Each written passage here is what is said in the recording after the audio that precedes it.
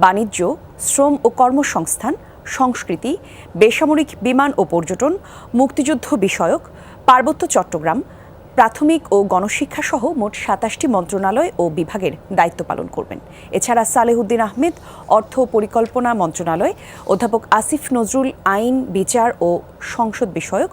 আদিলুর রহমান খান শিল্প মন্ত্রণালয়, হাসান আরিফ স্থানীয় সরকার পল্লী উন্নয়ন ও সমবায় মন্ত্রণালয়, তৌহিদ হোসেন পররাষ্ট্র মন্ত্রণালয়, সৈয়দা রিজওয়ানা হাসান পরিবেশ, বন ও জলবায়ু পরিবর্তন মন্ত্রণালয়, শারমিন মুর্শিদ সমাজ কল্যাণ মন্ত্রণালয়, এম সাখাওয়াত হোসেন